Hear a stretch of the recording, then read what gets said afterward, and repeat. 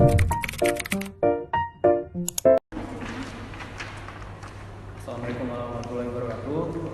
Pada kesempatan kali ini kami akan menjelaskan materi tentang peta konsep ilmu kealaman dasar. Perkenalkan, nama saya Ricardo Christian Pandrin. Saya Wiyatika, saya Serina, dan saya Maria Usela. Kami dari kelas B sore Prodi Pendidikan Bahasa dan Sastra Indonesia akan menjelaskan mengenai materi pengantar ilmu kealaman dasar.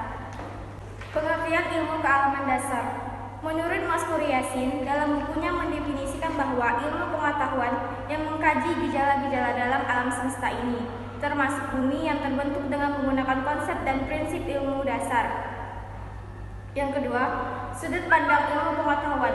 Sudut pandang ilmu pengetahuan ada dua, yaitu sudut pandang empiris dan sudut pandang moral dan makna. Sudut pandang pengetahuan empiris adalah sudut pandang yang menggunakan konsep-konsep yang valid atau benar atau bersifat fakta. Sedangkan sudut pandang moral dan makna adalah sudut pandang yang memperhatikan setiap nilai-nilai positif dalam suatu hal tertentu. Terus ada instrumen ilmiah atau penelitian adalah alat bantu dalam sebuah proses atau alat ukur yang digunakan untuk mendapatkan informasi yang sesuai dan objektif. Kemudian ada sikap ilmiah, yaitu pengertian sikap ilmiah adalah suatu sikap mampu menerima pendapat orang lain dengan baik dan benar, bertindak dalam memecahkan suatu masalah secara sistematis melalui langkah-langkah ilmiah. Kemudian ada implementasi pengetahuan alam. Ilmu sebagai proses. Ilmu yang secara nyata dan khas merupakan suatu aktivitas manusia, yakni perbuatan melakukan suatu yang dilakukan oleh manusia. Terus yang kedua, ilmu sebagai prosedur, kegiatan penelitian yang menggunakan metode ilmiah. Ruang lingkup ilmu pengetahuan adalah suatu usaha mengorganisasikan, mensistemasikan konsep suatu pengetahuan yang berasal dari pengamatan dan pengalaman dalam kehidupan sehari-hari atau dugaan lain yang belum dibuktikan. Hal ini dilakukan kemudian untuk dilanjutkan ke suatu pemikiran secara cermat dan teliti, menggunakan berbagai metode berpikir secara objektif. Tujuannya untuk menggambarkan dan memberikan makna terhadap dunia virtual.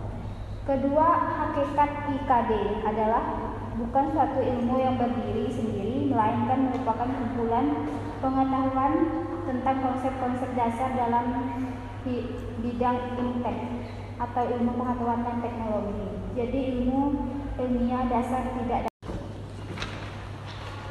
Kemudian sifat ilmiah yaitu mencakup memiliki tujuan, sistematik, objektif, logis, empiris, deduktif, verifikabel, dan tentatif. Setelah itu proses kegiatan ilmiah yaitu mencakup penentuan masalah, penyusunan kerangka, kemudian hipotesis, dedukasi dari hipotesis, kemudian benar atau tidaknya. Setelah itu kemudian teori ilmiah. Sekian penjelasan dari kami, penjelasan tentang peta konsep dan ilmu kealaman dasar. Kurang lebihnya kami minta maaf, atas perhatiannya kami ucapkan terima kasih. Wassalamualaikum warahmatullahi wabarakatuh.